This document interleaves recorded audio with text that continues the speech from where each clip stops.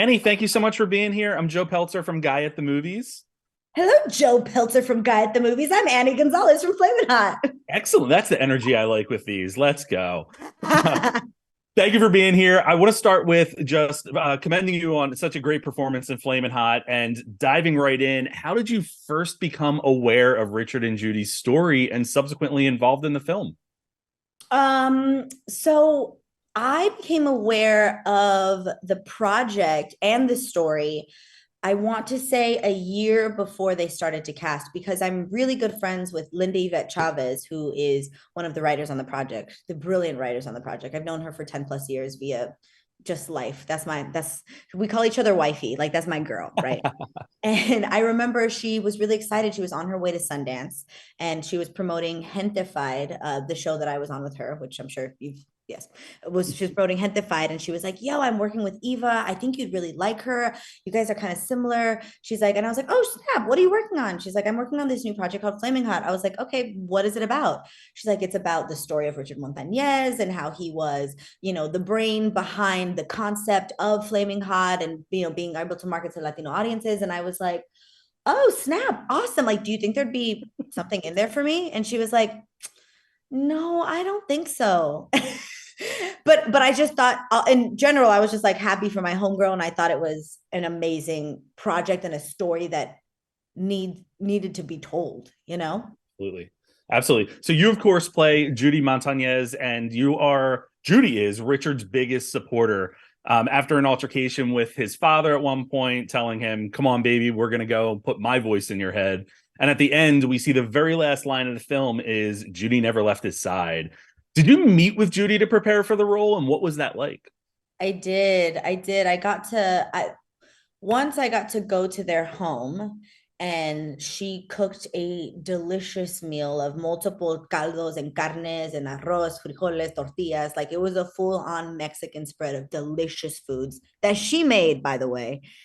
And I got to meet with them and, essentially just break the ice there because I'm sure it can be jarring for any of us to have someone interpret our lives, when we're such complex beings. It's like, and we're always trying to protect ourselves out of survival. Like, well, I don't want people to see this. I don't want people to see that.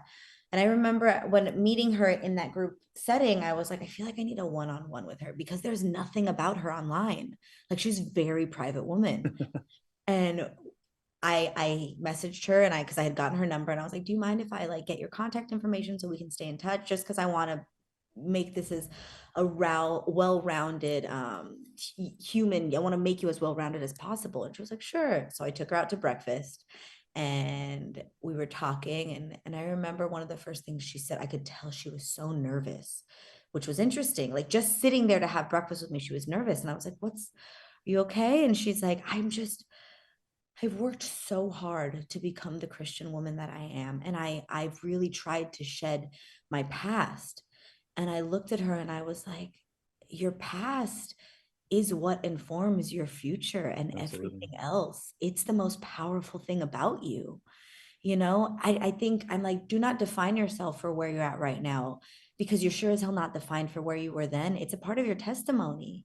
And I think showing this is so powerful to our community, not just women, but everyone in anybody who has been down and out can get back up and get to exactly where they want and need to be. We're not defined by and we cried and we hugged each other and she was like, I trust you. And I was like, okay. It was It's amazing because the film, as much as it is Richard's story, it's also Judy's story. And without Judy, the events of the film, the events of their lives wouldn't have occurred. What do you, as an actor, having portrayed Judy, take away from the experience? What have you learned from her? wow, I love that question. Because I feel like I try and choose every project specifically because I know some part of it's going to grow me as a human.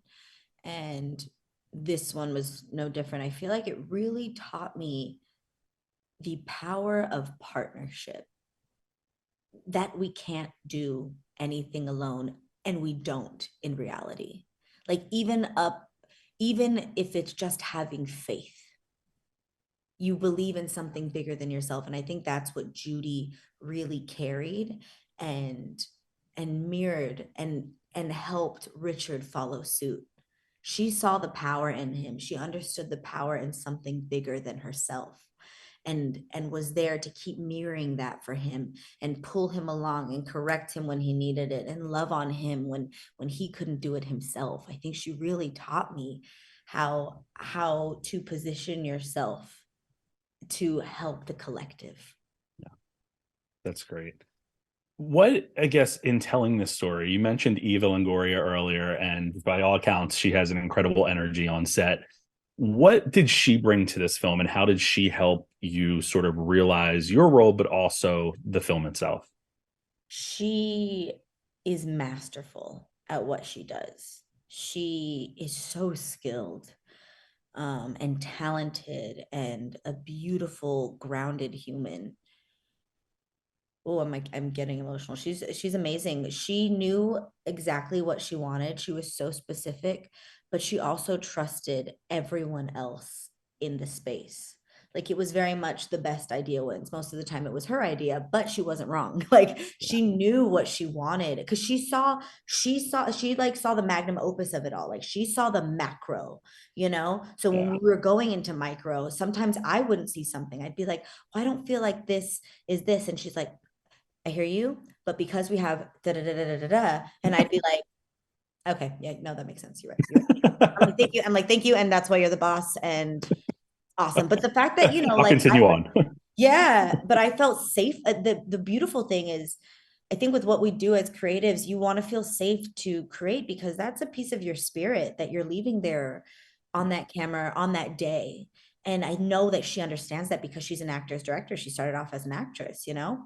And that's why Absolutely. she's such a masterful director and producer because she understands the craft and the business. Absolutely. And that, come on, what a marriage. Yeah, for sure.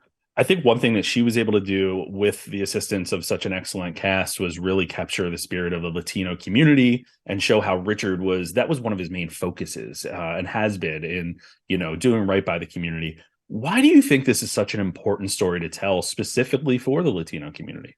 Well, I think what she also did was she was very specific on how she wanted to not only cast the film, the actors on camera, but everyone behind the camera was predominantly a lot of the department heads, and it was per her decision was predominantly like either Mexican American or just like from Latino descent because there's such a shorthand, especially when telling our stories. I think half of the reason why a lot of Latine stories don't progress past its platform is because we're having other people that don't necessarily identify or understand nuance or shorthand of these communities. And I think that's why this film, for so many people that I know that have seen it already, feel that palpable energy of inspiration because we're painting ourselves as superheroes, not with a cape, but with a mop or with so many different things, from CEO to janitor, we all are special and powerful and have a superpower.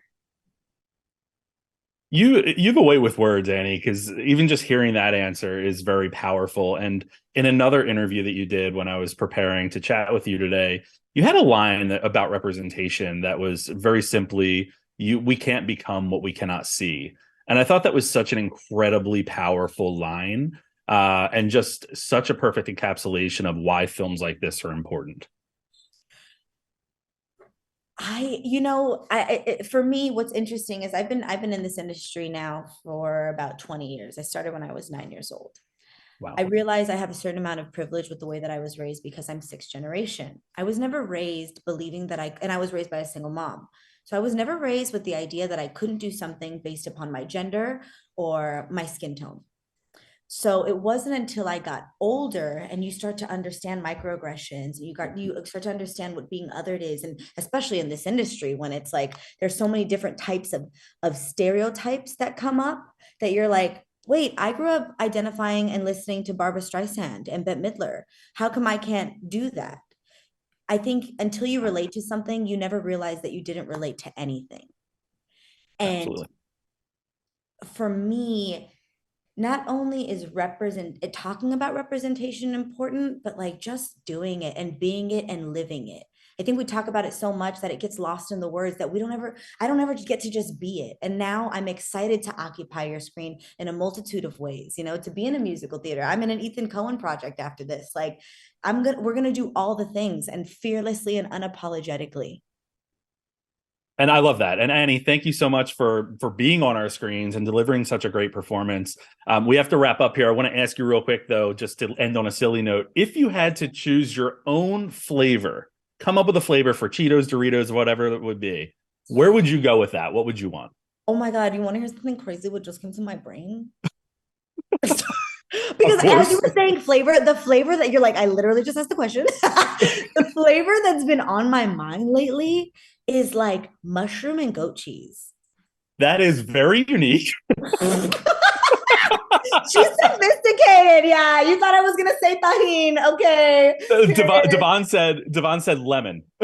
So just lemon. Yo, Devon, come on, Devon. Annie, we have to wrap. Thank you so much for taking the time today, and good luck with everything in the future. Thank you so much. You're so kind. Thank you. Take care. Bye.